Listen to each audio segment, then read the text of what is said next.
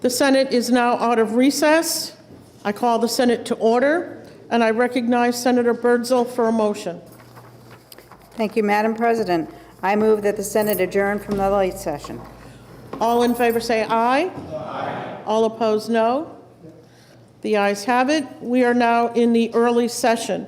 The Senate will be attentive to our chaplain, the Reverend Mark Warren.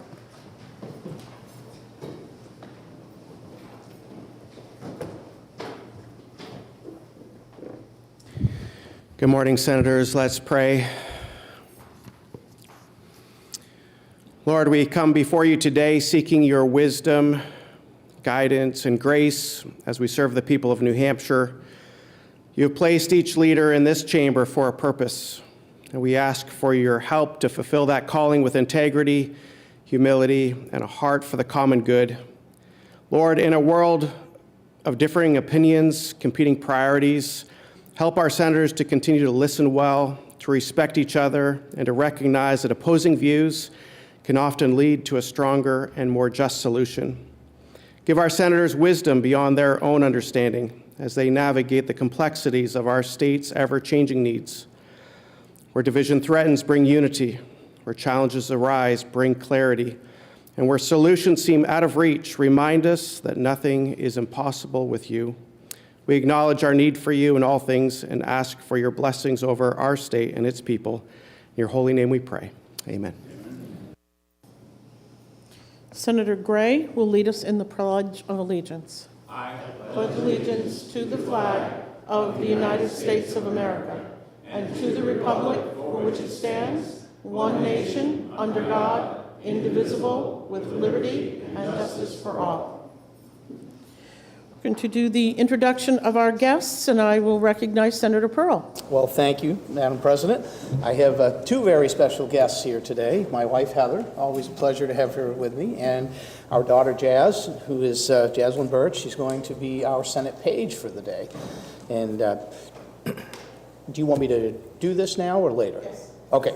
So Jazz attends Pembroke High School. She is a junior, and she has an interest in robotics and has run track while she was at school.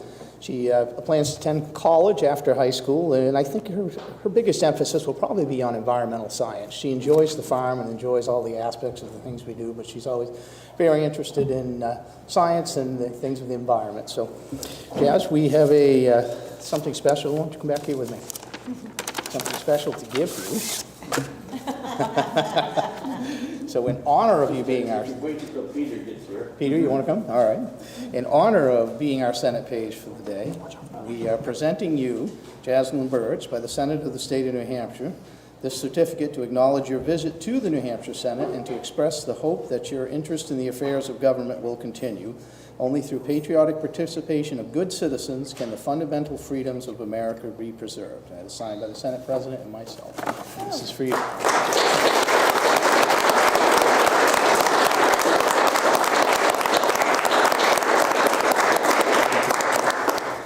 So thank you for being here. Thank you, Madam President. Senator Murphy for the introduction of a guest. Thank you, Madam President. I've had the honor and privilege over the last several years to introduce Miss Heather. I'm sorry. No, you can't. Sorry, not Senator Pearl's wife. Miss Michelle Brown. Here is my partner and fiance. Today, for the first time, I have the pleasure of introducing her as my wife, Miss Michelle Murphy.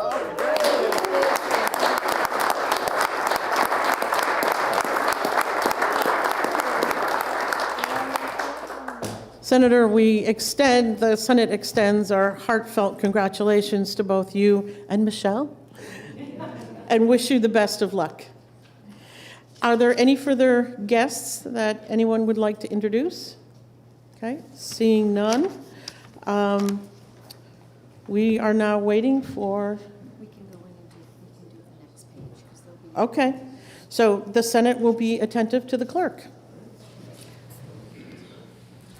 Do not have the House message yet. We don't have the House message yet.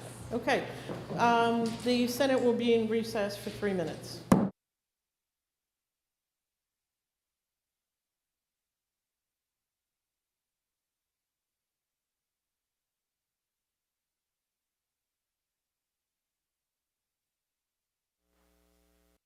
Recess. Ready? Yep. Madam President, the House of Representatives is ready to meet with the Honorable Senate in joint convention for the purpose of hearing the budget address by Her Excellency Governor Kelly Ayotte. All in favor say aye. Aye. All opposed say no. Okay, the ayes have it. Oh, okay, there's something else I have to read here. Senator Birdsall. Thank you, Madam President. Resolved that the Senate is ready to meet with the Honorable House of Representatives in joint convention for the purpose of hearing the budget address by Her Excellency Governor Kelly Ayotte. Okay, we'll try this again. All in favor say aye. Aye. All opposed, no. Okay, the ayes have it. The Senate will recess to meet in joint convention. The Senate is in recess for the purpose of joint convention with the House. Please line up at the main door, and again, please return to the Senate chamber immediately following the joint convention. The Senate is in recess.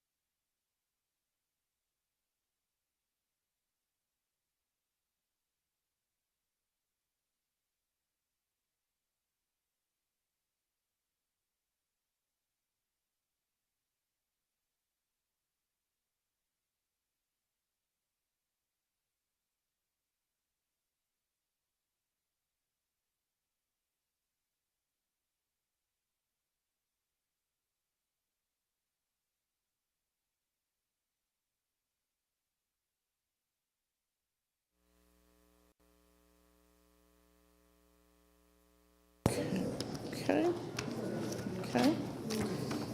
Without objection, today's fiscal note report is adopted. Okay. Okay, I would also like to announce Senator Prentiss is excused for the day. Okay, next we're going to go over to the consent calendar. There are a few bills that are removed, so please note. Senate Bill 43, an election law and municipal affairs, removed by Senator Altschiller. Senate Bill 106 from Energy, removed by Senator Waters. Senate Bill 188 in ED&A, removed by Senator Reardon. Senate Bill 60 in Ways and Means, removed by Senator Lang. And Senate Bill 73 from Ways and Means and removed by Senator Lang. Without objection, the following bill is special ordered to the next session. Senate Bill 188 from the Executive Departments and Administration. Okay. Senator Birdsall moves that the consent calendar with the relevant amendments be printed in the day's calendar be adopted, and that all such bills found ought to pass be ordered as follows. Fiscal note bills not waived under Senate Rule 4-5 to the Committee on Finance. Non-FN bills approved for referral to Finance by the day's FN report to the Committee on Finance, and all other bills to third reading. All in favor say aye. Aye. All opposed, no. Okay. The ayes have it. The consent calendar is adopted. We are now going to move on to the regular calendar.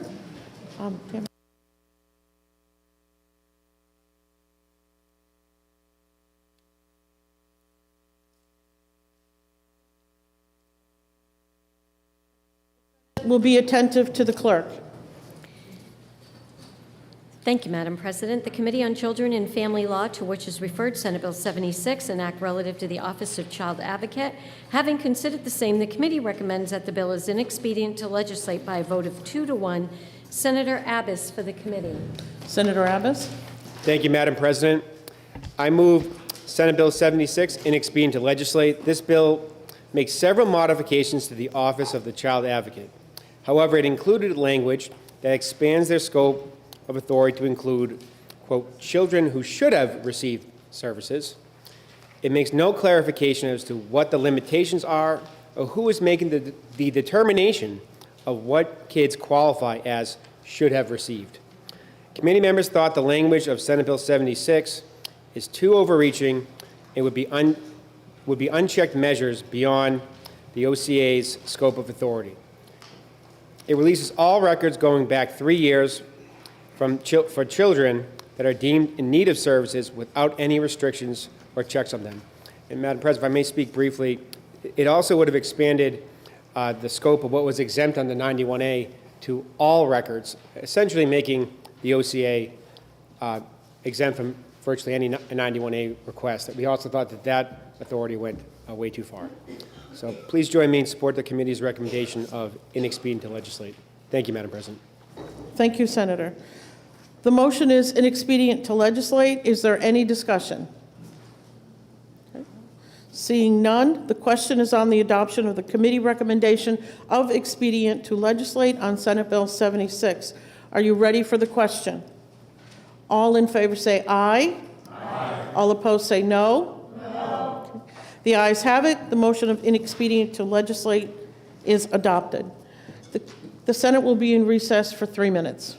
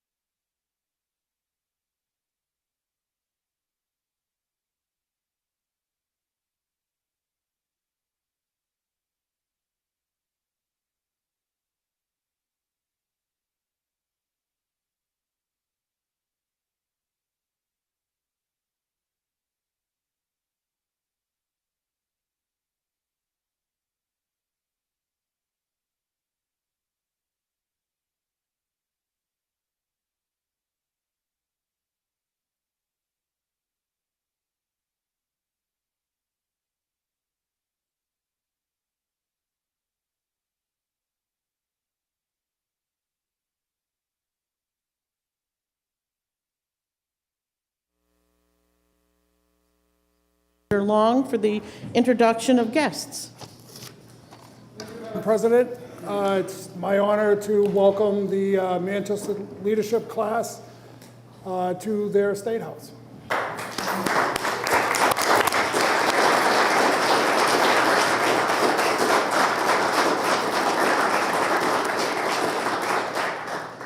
Thank you, Senator. The Senate will be attentive to the clerk. Thank you, Madam President. The Committee on Finance, to which was referred Senate Bill 71FN, an act relative to cooperation with federal immigration authorities. Having considered the same, the committee recommends that the bill is not to pass by a vote of 5-2. Senator Bertzel for the committee. And I'm going to recognize Senator Gray for a motion. Madam Chair, I'd like to re-refer this to Senate Finance.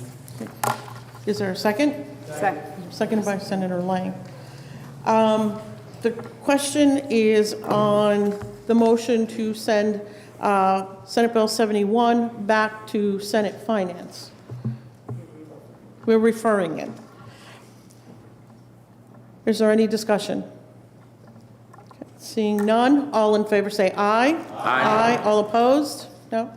Okay, the ayes have it, and the Senate Bill 71 is re-referred back to Senate Finance.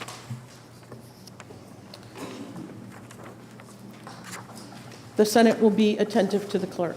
Thank you, Madam President. The Committee on Finance, to which was referred Senate Bill 240 FNA, an act making an appropriation to the Department of Environmental Services for eligible water projects.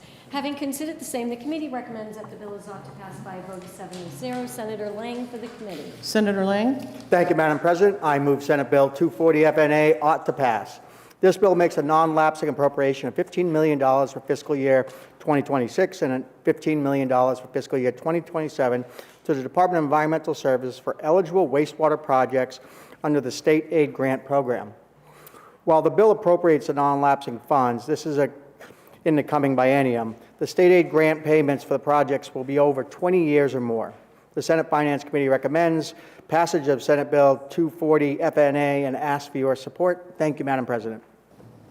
Thank you, Senator. The bill is now on second reading. Is there any discussion?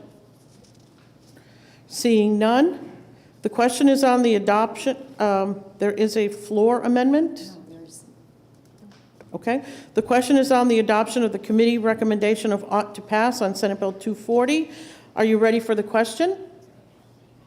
All in favor say aye. Aye. All opposed say no.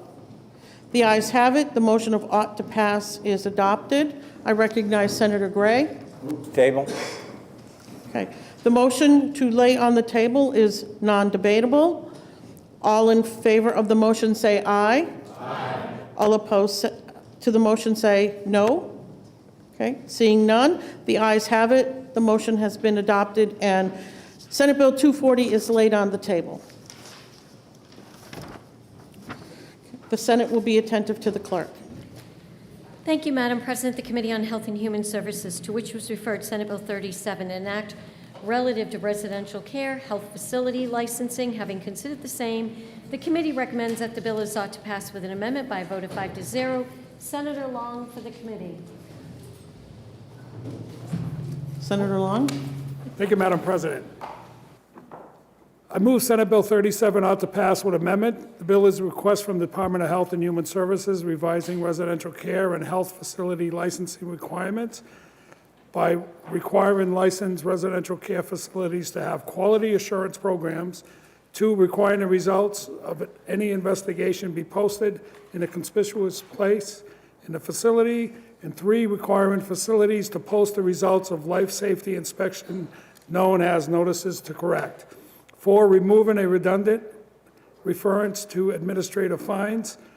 5, changing the term hospital to the term facility and removing the word continuing from the initial education requirements and replacing the term ongoing training with continuing education in the annual training requirements. A committee amendment was adopted to address a technical error. I hope you will join the Health and Human Service Committee in supporting the bill. Thank you, Madam President. Thank you, Senator. The bill is now on second reading. The first order of business is the committee amendment. Is there any discussion on the committee amendment? Okay. Seeing none, Are you ready for the question? And again, we are discussing the committee amendment. All in favor say aye. Aye. Any opposed? Okay. Seeing after vote, the ayes have it, and the committee amendment is adopted. The bill is on second reading. Is there any further discussion or amendment? Senator Pearl. Good morning, Madam President. I would like to offer floor amendment 0307. I'd like to speak to my amendment. You may. Thank you. So, colleagues, during the hearing, the Hospital Association had raised a small concern with this bill. So they worked with DHHS, and this amendment is the result of that agreement. The original bill requires that the results of residential care and health facility licensing investigations done by DHHS to be posted in the facilities investigated in a conspicuous place.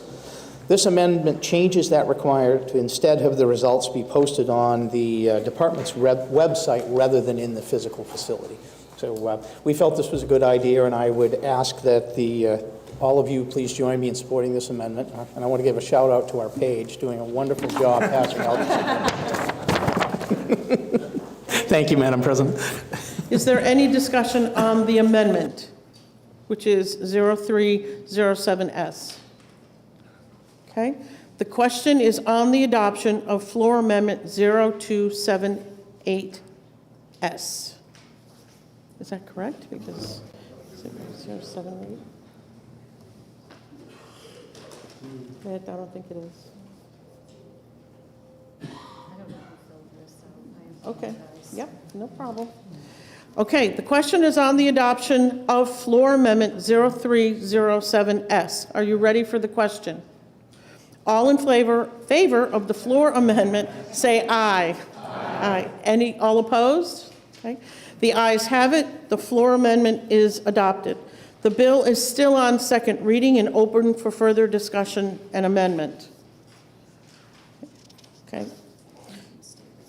Okay. The question is on the adoption of ought to pass as amended on Senate Bill 37. Are you ready for the question? All in favor say aye. Aye. All opposed, no. The ayes have it. The motion is adopted, and it is ordered to third reading. Okay. Okay. The Senate will be attentive to the clerk. Thank you, Madam President. The Committee on Ways and Means, to which was referred Senate Bill 159FN, an act establishing a marine habitat fee. Having considered the same, the committee recommends that the bill is inexpedient to legislate by a vote of 3-2. Senator Murphy for the committee. Senator Murphy. Thank you, Madam President. I move Senate Bill 159, inexpedient to legislate. This bill sought to establish a marine habitat fee and to authorize the Director of the Fish and Game Department to set the fee level. While the objective of the bill is laudable, a majority of the committee felt it was not the right time to create a new fee that could potentially discourage saltwater fishing activities. I ask your support for the motion of inexpedient to legislate. Thank you, Madam President. Thank you, Senator. The motion is expedient to legislate. Is there any discussion? Senator Waters. Thank you, Madam President and colleagues. I rise in support of the bill and ask this to overturn the ITL motion so another motion could be brought forward. This bill was brought forward as a request of the department to establish a marine habitat fee which would parallel the existing freshwater habitat fee.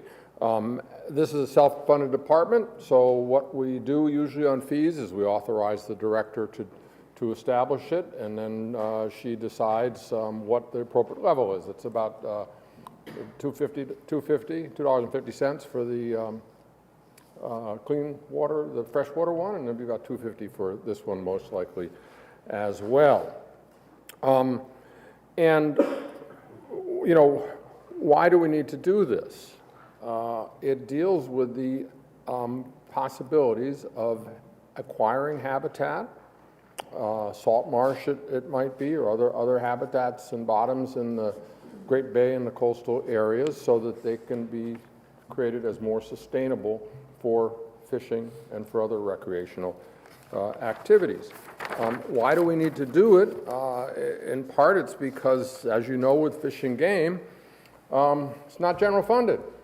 They don't get the dough. This is what they do. This is what they have to do. It's the users here who want a thriving marine habitat. These are recreational fishers and others, and they support. They did not. Nobody came out. None of them came out in opposition to this because they understand that the habitat they want and the good work of Fish and Game and be able to have some funds for matching funds for federal monies that might come through the coastal program or other things that if we don't have this kind of fee, we can't get the maximum amount of federal dollars. Why is this becoming a crisis now? This has to do with what's happening in the Gulf of Maine and in the Great Bay. The Gulf of Maine is maybe the fastest warming body of water in the world.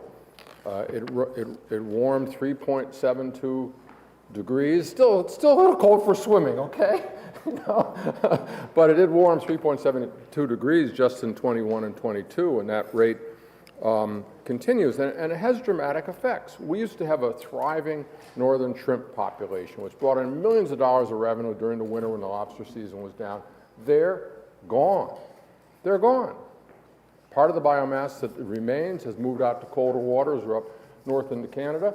It seems like the warming water is creating endocrinal issues, and not just in the shrimp, but we're seeing it now. Lobsters, the last 3 years, very poor settlement rate. That means the number of larvae that actually make it down to grow. It takes about 7 years to get one that is harvestable. Lobster populations are pretty good right now, but another couple of years of poor settlement because of what's happening in those warming waters, that's an $800 million industry. So this is what we're facing here. And it also means because the waters are warmer, we have southern species moving up, and it's creating greater predation. That may be something that's eating the little bugs, the little lobsters, but there are other issues on the reproductive cycles of fish that may be caused by this warmer environment as well. So the habitat is really under threat. And so in the Great Bay as well, those waters are warming, but there it's more particularly that we're having more freshwater events, right? The precipitation rate in New Hampshire has gone up about 25% over the last 30 years. We used to average about 40 inches a year. Now we're averaging about 48.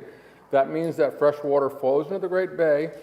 Salt water is a natural buffer for the deposition of carbon, helps to reduce the acidification of the water, but with more fresh water, that buffering is not there. So what do? We get more acidic waters in the Great Bay and the coastal areas. This affects oysters and any other shellfish. It probably makes them more liable to have the zoonotic disease Vibrio, which is very, very dangerous and fatal to human beings. But we have to really watch that really carefully. It's appearing in the population. But the oyster population has been one of our successes of late because we've had some federal funds and from the Nature Conservancy donations to acquire more bottom to get more acreage into oystering, which also helps clean up the Great Bay and means we're not, as threatened by EPA action on reducing nitrogen by building hundreds of millions of dollars in new sewer plants around the bay. So I don't want to go into the weeds of the seagrass and all this, but it's just to say that these are the threats, right? And what this fee would do would be let them restore more habitat so we can grow the oyster industry. You'll like it in the restaurants, right? You'll like the cleaner water. And also let us see what we need to do for habitat restoration, possible acquisition of valuable shoreland lands to restore the marsh grass down in places, around Seabrook and elsewhere. If you have the marsh, if you have those the marsh grass healthy, it means that when we do have storms come in, it helps to buffer the impact of those. So $2.50, that's what we get for it. And guess what? If we don't have it, we can't do this kind of work. It just there's really, they're very good at cobbling together some money. Nature Conservancy, thank you, but this is something that I think the users of that marine habitat will understand the value of it. Now, Madam President, I know where we're at, right? It's a fee, it's a fee. Oh no, we got to have a roll call on that. I get it, and I'm going to stand up and be a Democrat who votes for a fee, yeah. But I know why, and now you know why too. Thank you, Madam President. Thank you, Senator. Senator Lang wishes to speak. Yes, thank you. Thank you, Madam Chair. I think we all heard inflation in December just went through the roof. Things are more expensive for all of our New Hampshire citizens. The last thing we need to do is add another fee and make even the recreational activities here in New Hampshire more expensive. Support the committee recommendation about ITL. Thank you. The motion is inexpedient to legislate. Is there any further discussion? Senator Rosenwald. Madam President, I can't speak about shrimp and lobster, but I can speak about the interplay between revenues and spending. And while we have several self-funded agencies, Fish and Game is the only one that is incapable right now of supporting itself with their current fee structure. And in fact, over in finance, they're asking for general funds to be able to do things like pay their state employees the raise which this legislature gave them in the budget we're still in. And so if we don't allow them to really self-fund, they're going to have to lay off people, and that means cuts to programs. So I am opposed to the ITL, and I hope we will allow Fish and Game to actually self-fund. Thank you. Thank you, Senator. The motion is inexpedient to legislate. Is there any further discussion? Okay. Seeing none. The question is on the adoption of the committee recommendation of inexpedient to legislate on Senate Bill 159. Senator Avard has requested a roll call. Is there a second? Seconded by Senator Gannon. Gannon? Okay. Thank you.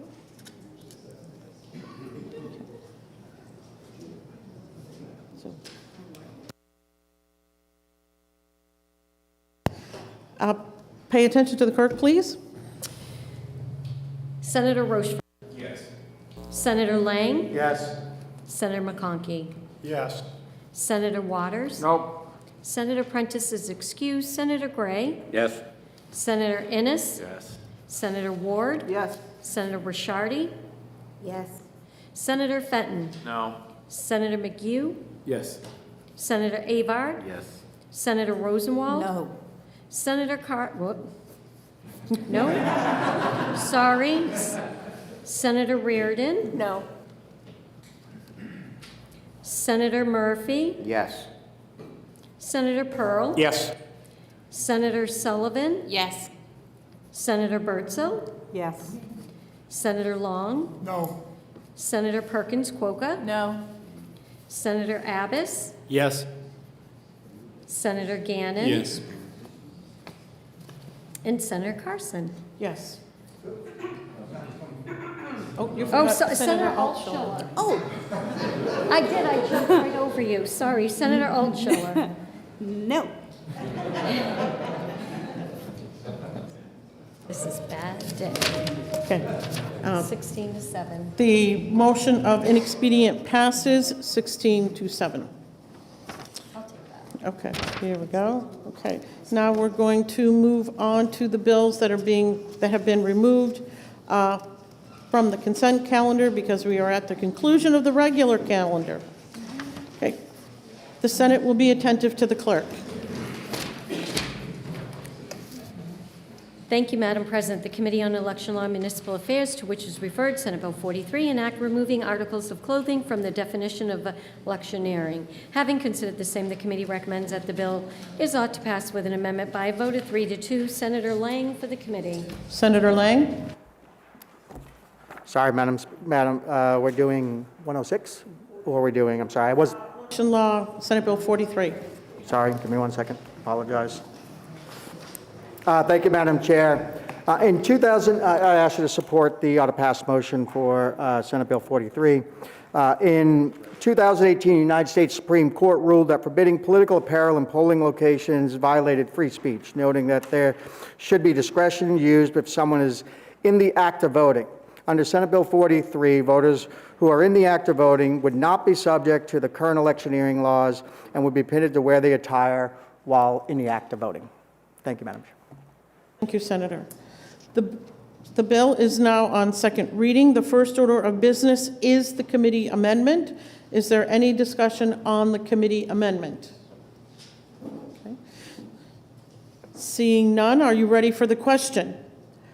All in favor say aye. Aye. Any opposed? Okay.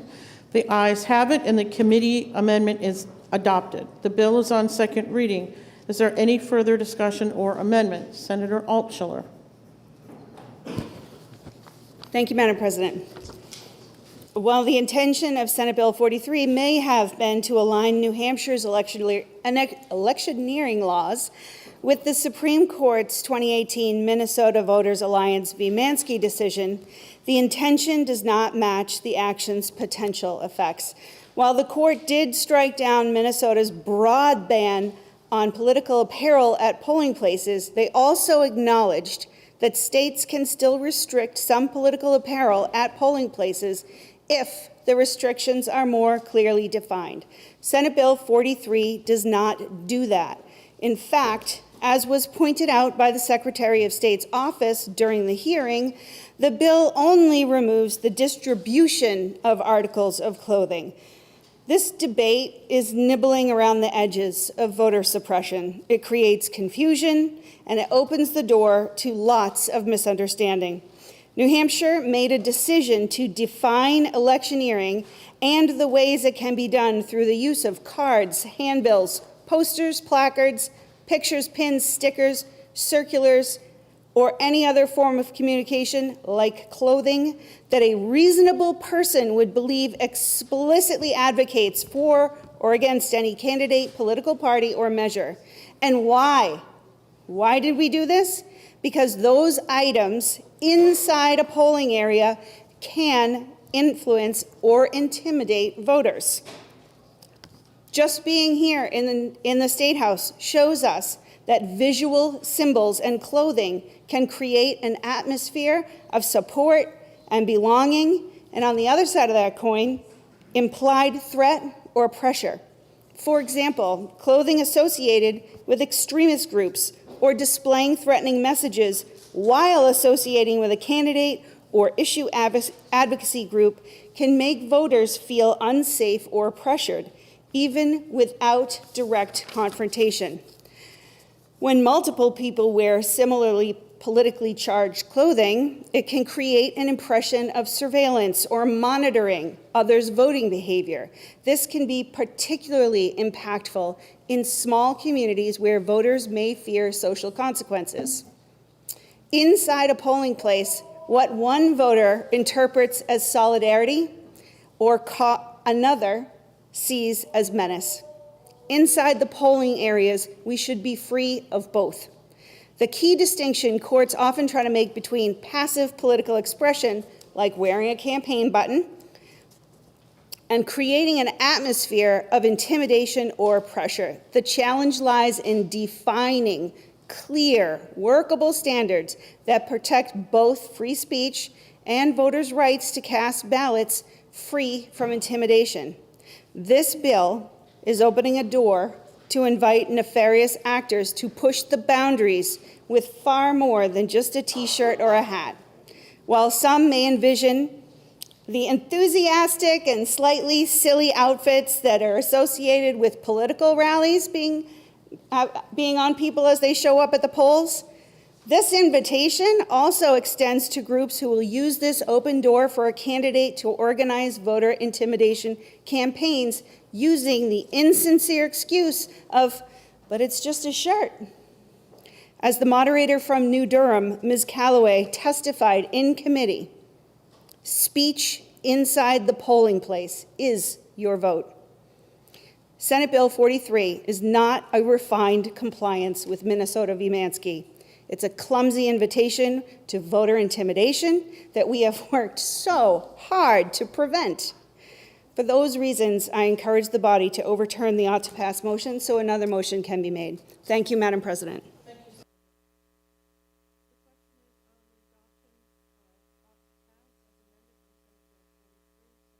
Would like to speak for a second time. Chair, Madam President. So you're right. When the original bill and the original language was horrible. It was a mistake.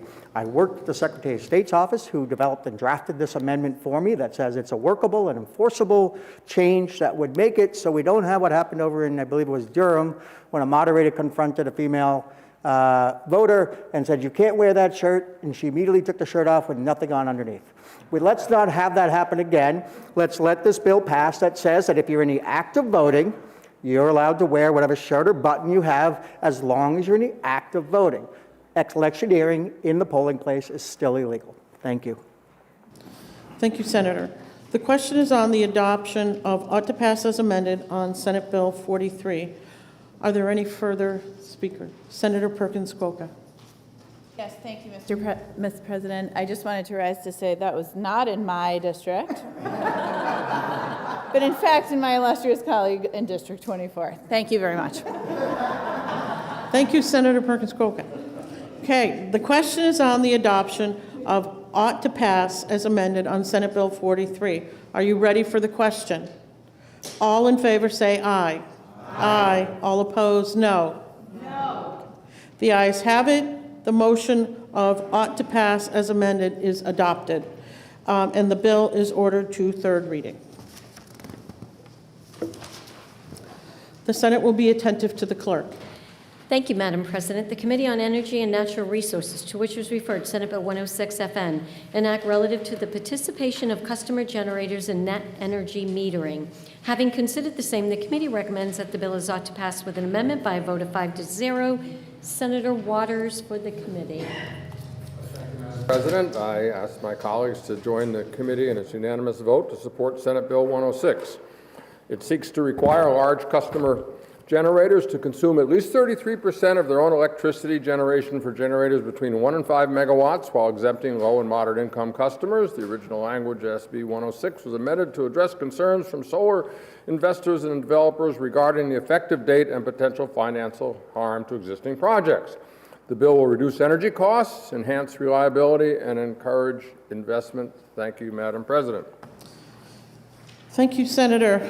The bill is now on second reading. The first order of business is the committee amendment. Is there any discussion on the committee amendment? Okay, seeing none, are you ready for the question? All in favor say aye. Aye. All opposed, no. The ayes have it, and the committee amendment is adopted. The bill is on second reading. Is there any further discussion or amendment? Okay. Seeing none, the question is on the adoption of ought to pass as amended. At this point, I would like to point out that Senator Perkins Kwoka has declared a conflict of interest and will not be participating.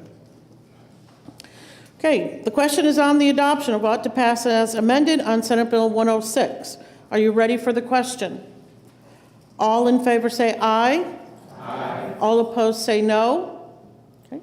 The ayes have it. The motion of ought to pass as amended is adopted and ordered to the Committee on Finance. The Senate will be attentive to the clerk. Thank you, Madam President. The Committee on Ways and Means, to which was referred Senate Bill 60FN, an act relative to advanced deposit account wagering. Having considered the same, the committee recommends that the bill is ought to pass with an amendment by a vote of 5-0. Senator Lang for the committee. Senator Lang. Thank you, Madam President. I move Senate Bill 60 ought to pass with amendment. I'd like to speak to my motion. This bill clarifies the legal status of advanced deposit wagering, establishing a tax rate of 1.25%, making it in line with wagers that are placed in person. This bill was put in at the request of the Lottery Commission and the Attorney General. However, due to the good work of the senator from District 13, we recognized there was a flaw in the bill from the previous year. We had adopted an amendment that encapsulated more. The committee missed it. And so I'm going to ask you to vote down the committee amendment so I can bring a floor amendment that the majority of the Ways and Means Committee also agrees with. The bill is now on second reading. The first order of business is the committee amendment. Is there any discussion on the committee amendment? Other than Senator Lang has asked us to vote no on the committee amendment. Are you ready for the question? All in favor of the committee amendment say aye. All opposed, no? No. The noes have it, and the committee amendment fails. The bill is on second reading. Is there any further discussion or amendment? Senator Lang? I move floor amendment 2025-0374S. Okay, is there any discussion on the amendment 0374S that has been proposed by Senator Lang? Okay. The question, is there any discussion? Just want to make sure. Seeing none, the question is on the adoption of floor amendment 0374S. Are you ready for the question? All in favor of the floor amendment, I keep saying flavor, say aye. Aye. All opposed, no. The ayes have it. The floor amendment is adopted. The bill is still on second reading and open for further discussion or amendment. Okay. Seeing none, the question is on the adoption of ought to pass as amended on Senate Bill 60. Are you ready for the question? All in favor say aye. Aye. All opposed say no. No. Okay. The ayes have it. The motion is adopted, and Senate Bill 60 is ordered to third reading. The Senate will be in recess for 2 minutes.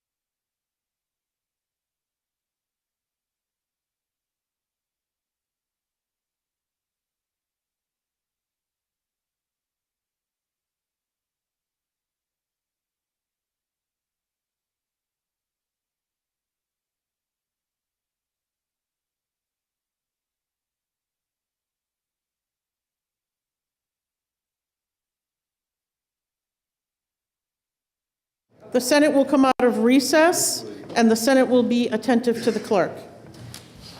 Thank you, Madam President. The Committee on Ways and Means, to which was referred Senate Bill 73FN, an act relative to the operation of bingo games. Having considered the same, the committee recommends that the bill is ought to pass by a vote of 5-0. Senator Rosenwald for the committee. Senator Rosenwald. Thank you, Madam President. Senate Bill 73 allows bingo operators to increase the total value of prizes offered in conjunction with bingo games from $4,000 to up to $6,000. The committee heard testimony that this amount had not been updated since 2007 and will offer bingo operators a tool to attract more players and remain competitive with other gaming operations. The bill also corrects the statute to be consistent with current practice in the operation of carryover coverall bingo games, whereby a prize is awarded to the player who achieves coverall within 49 or fewer balls. The committee heard that the number of balls was changed to 50 back in 2014, but bingo operators were never made aware of that change. Thank you, Madam President. Thank you, Senator. The bill is now on second reading. Is there any further discussion? Okay. Senator Sullivan is recognized to present floor amendment 0387S and may speak to the amendment. Thank you, Madam President. I rise to request you approve floor amendment floor amendment 0387S. And I did vote to pass this in committee after the fact. I received several phone calls from smaller bingo halls that my community relies on. Just to remember, the gaming is allowed only for charitable reasons, and we have schools and nonprofits that risk losing local funds if the cap goes up. So all that my amendment does is remove the increase from the 6,000 and returns it to where it is today, and that preserves the smaller bingo halls and the schools and the veterans community that called me with a concern about this. So I ask you support this amendment. Thank you. Thank you, Senator. The question is on the adoption of floor amendment 0387S. Are you ready for the question? Is there any discussion? Okay. Seeing none, all in favor of the floor amendment, say aye. Aye. Any opposed? No. Okay. The ayes have it. The floor amendment is adopted. The bill is still on second reading and open for further discussion or amendment. Okay. Seeing none, the question is on the adoption of ought to pass as amended on Senate Bill 73. Are you ready for the question? All in favor say aye. Aye. All opposed say no. The ayes have it. The motion is adopted, and the bill is ordered to third reading. Okay. I recognize Senator Birdsall for a motion. Thank you, Madam President. I move that the Senate adjourn from the early session, that the business of the late session be in order at the present time, that all bills and resolutions ordered to third readings be by this resolution read a third time, all titles be the same as adopted, and that they be passed at the present time. Thank you. All in favor say aye. Aye. All opposed say no. The ayes have it. The early session is adjourned. We are now in late session. Are there any announcements to come before us? Senator Avard. Thank you, Madam President. Personal privilege, please. This is one of our colleagues that passed away January 30th. Some of you might have known him as Dapper Don. The man was exquisitely dressed.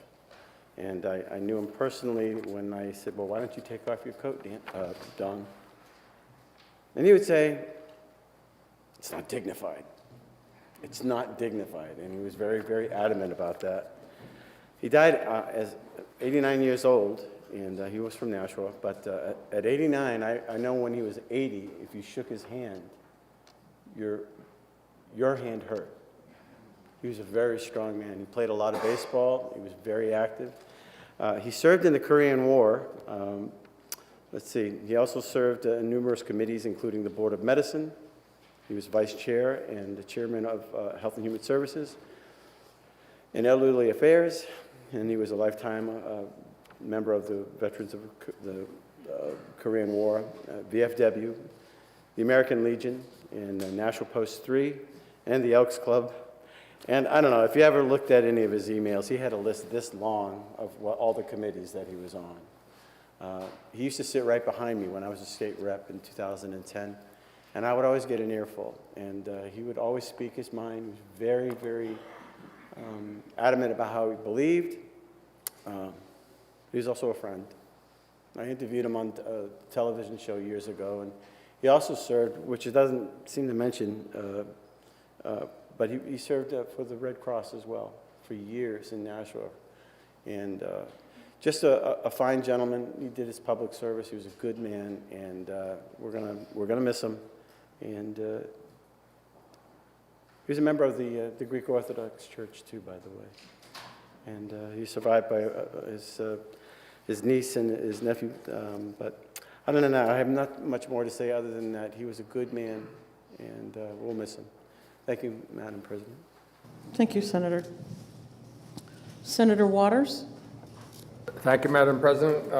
Colleagues, I wanted, as we celebrate Black History Month, to have an opportunity to read the great stirring words of freedom of the slave petition of 1779. This is an extraordinary Revolutionary era document. For those of us who were around here, and maybe just you and me, Madam President, in 2013, we voted to posthumously free the petitioners. Better late than never.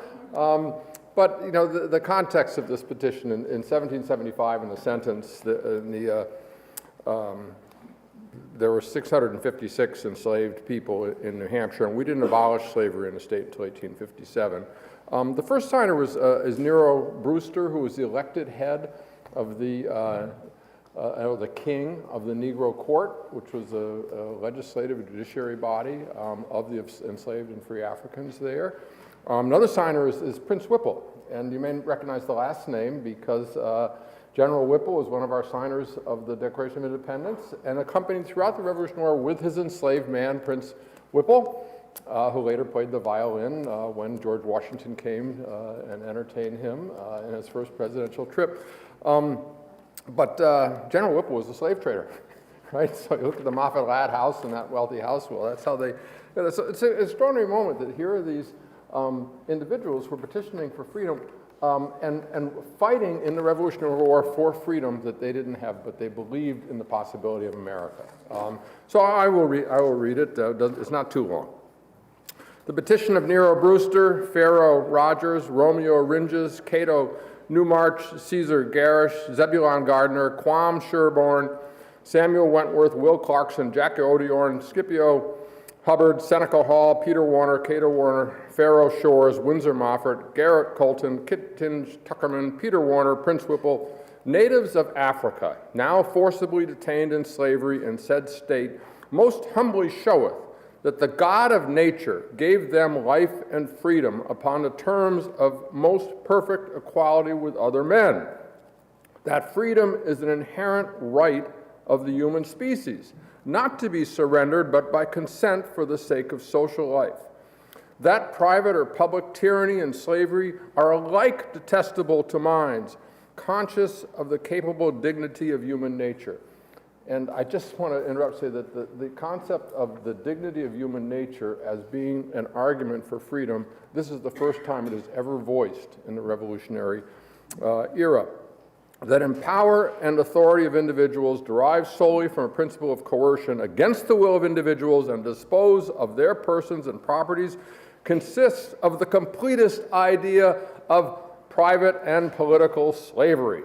That all men being amenable to the deity for the ill improvement of the blessings of his providence They hold themselves in duty bound strenuously to exert every faculty of their minds to obtain that blessing of freedom which they are justly entitled to from the donation of the beneficent Creator, that through ignorance and brutish violence of their native countrymen and by sinister designs of others who ought to have taught them better, and by the avarice of both, they, while but children, were incapable of self-defense, whose infancy might have prompted protection, were seized, imprisoned, and transported from the native country where, though ignorance and in-Christianity prevailed, they were born free to a country where, though knowledge and Christianity and freedom are their boast, they are compelled in their unhappy posterity to drag their lives in miserable servitude. Thus often is the parent's cheek wet for the lots of a child torn by cruel hand of violence from her aching bosom. Thus often in vain is the infant sigh for the nurturing care of its bereaved parent. And thus do the ties of nature and blood become victims to cherish the vanity and luxury of a fellow mortal. Can this be right? Forbid it, gracious heaven. Permit again your humble slaves to lay before this honorable assembly some of their grievances, which they daily experience and feel. Though fortune hath dealt our portions with a rugged hand, yet she hath smiled in disposal of our persons to those who claim us as their property. Of them, as masters, we do not complain, but from what authority they assume the power to dispose our lives, freedom, and property, we would wish to know. Is it from the sacred volumes of Christianity? There we believe it is not to be found. But here hath the cruel hand of slavery made us incompetent judges, hence knowledge is hid from our minds. Is it from the volume of the laws? Of these also slaves cannot be judges, but those we are told are founded in reason and justice, it cannot be found there. Is it from the volume of nature? No. Here we read with others of this knowledge. Slavery cannot wholly deprive us. Here we know that we ought to be free agents. Here we feel the dignity of human nature. Here we feel the passions and desires of men, though checked by the rod of slavery. Here we feel a just equality. Here we know that the God of nature made us free. Is their authority assumed from custom? If so, let that custom be abolished, which is not founded in nature, reason, nor religion. Should the humanity and benevolence of this honorable assembly restore us to that state of liberty of which we have been so long deprived, we conceive that those who are present masters will not be sufferers by our liberation, as we have most of us spent our whole strength and the prime of our lives in their service. And as freedom inspires a noble confidence and gives us the mind of emulation to vie in the noblest efforts of enterprise, and as justice and humanity are the result of your deliberations, we fondly hope that the eye of pity and the heart of justice may commiserate our situation and put us upon the equality of freedom and give us opportunity of evincing to the world our love of freedom by exerting ourselves in her cause, in opposing the efforts of tyranny and oppression over the country in which we ourselves have been so injuriously enslaved.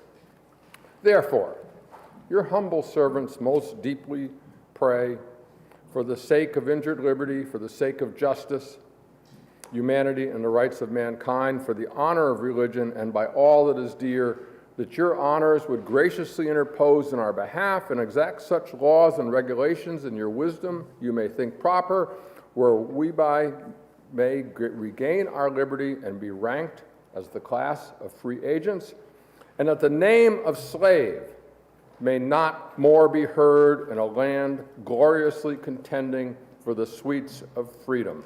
And your humble slaves, as in duty bound, will ever pray. Thank you, Madam President. Thank you very much, Senator. Thank you, Madam President. You know, a good friend of mine, the Honorable Ed DeClercq, who I served with in the House in my first term in 2019 and 2020, recently passed away. He's one of the nicest people I've ever met. He was a veteran. He's very active in the community. He served 12 years on the planning board in Salem. He was very active in the Sons of Legion. Whenever there was any charity fundraiser, he was, common face you'd see there, helping them raise money and being very generous in his own right. We really lost a good one.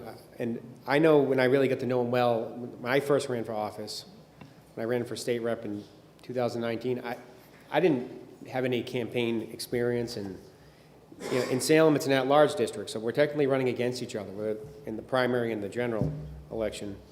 And he's one of the few that gave me a lot of advice, told me, gave me some good pointers. And it shows the kind of person that he is. It's very sad that we lost him, but he'll be well remembered in the community and well remembered for all his public service. So rest in peace, Ed. Thank you. Thank you, Senator. Senator Rebecca Perkins Kwoka. Thank you, Madam President. I just quickly wanted to let everyone know Stay Work Play is holding a legislative reception in Hotel Concord today, 4:30 to 6:30, and invite all of you to join them. Thank you. Senator Rosenwald. It's been a bad period for former House members because we lost yet another one recently. Those of you who served in the other body may remember Representative Carolyn Gargis from Hollis, long-term state rep, former chair of Children and Family Law. And she was originally from Washington State, moved to Hollis a long time ago, and followed in her mother's footsteps into the other chamber. What was so great about her is that she demonstrated every day reaching towards the center to find the right solutions on tough policy issues. She was a kind person, nice person, good legislator, and we'll miss her. Thank you. Thank you very much, Senator Rosenwald. Are there any further announcements to come before the Senate? Okay. Seeing none, without objection, all personal privileges or unanimous consent shall be entered into the permanent journal of the Senate. I recognize Senator Birdsall for a motion. Thank you, Madam President. I move that the business of the day being completed, that the Senate recess to the call of the chair for the purposes of introducing legislation, re-referring bills to committee, scheduling hearings, sending and receiving messages, vacating bills, and processing enrolled bill reports and amendments, and when we recess to the call of the chair. All in favor say aye. Aye. All opposed say no. The ayes have it. The Senate is in recess to the call of the chair.